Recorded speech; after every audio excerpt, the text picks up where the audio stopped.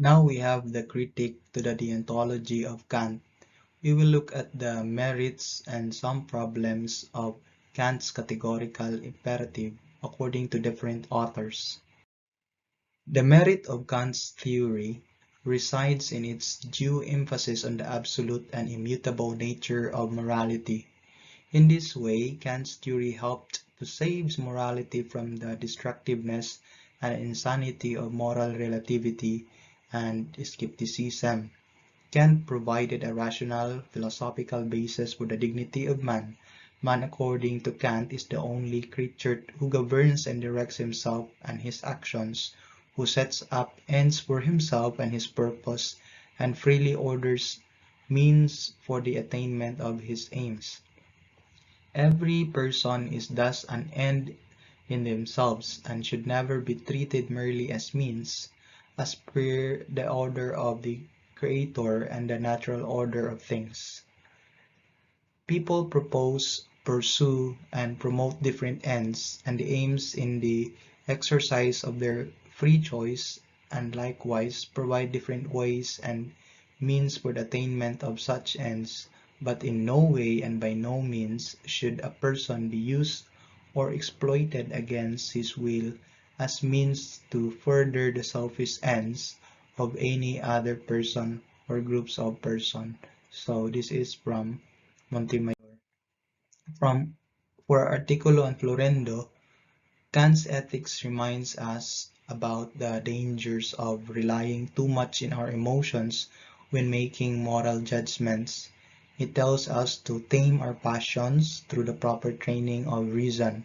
It advises us to develop a strong and determined will, to be unfaltering in our adherence to duty and observance of laws.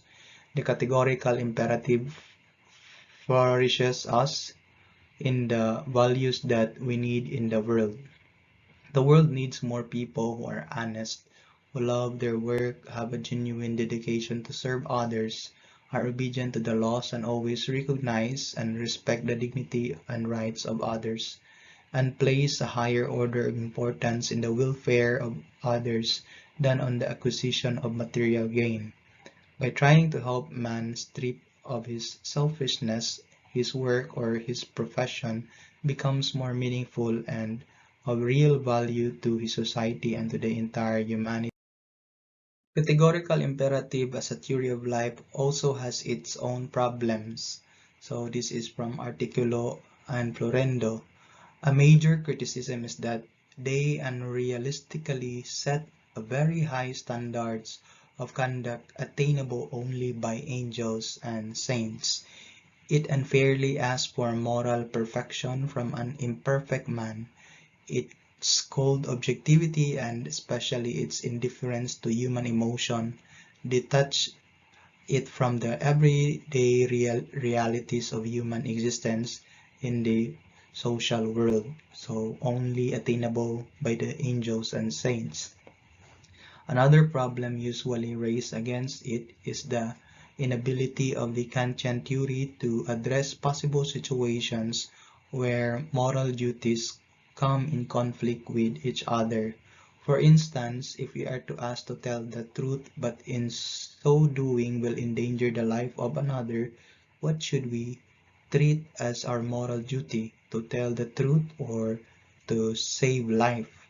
Some Kantian postulates are also observed to be contrary to human experience. From Montemayor, Kant does not provide a deeper explanation why reason commands and why we must obey duty as a norm of morality. Kant does not explain the ultimate reason but merely takes for granted why reason commands and why reason obeys. Second is, duty cannot be the sole motive in the performance of an act. There are other motives that are more worthy and more noble, such as love, pity, mercy, and others.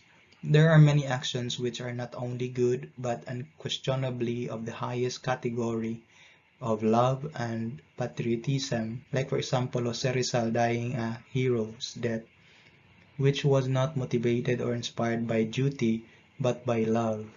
According to Kant, this heroic act of Rizal cannot be called morally good because it is not done out of pure sense of duty. Now there are many acts which cannot be universalized, such as the one mentioned, that is dying a hero's death by martyrdom. Since this act cannot be universalized, it would not be morally good according to the Kantian test for a good action. Then, as a side note, Montemayor said Kant likewise did not practice what he preached, since he remained a single all his life, an act which cannot be universalized and which accordingly would be morally wrong. Then we have the critic Kantian ethics by Babor. So Kantian ethics is indeed a highly idealistic one. It emphasizes that ethics is absolute or categorical and that ethics is founded on reason. Kant contends that the moral law is determined by our rational capacities. In other words, man as a rational being imposes the moral law upon himself.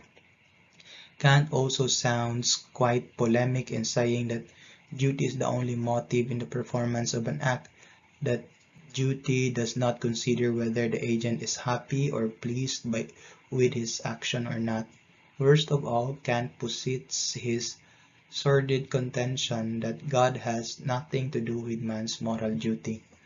Kant's claim that man should act only if the action he wants to perform will become a universal law is erroneous. In principle, it is wrong to argue that moral rules are practiced universally, because there are many moral rules or actions specifically that cannot be universalized. That is from Babor.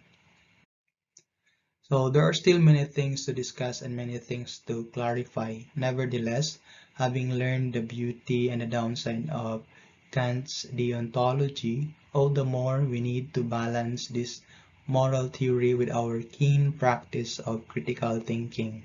That's it for today, and thank you.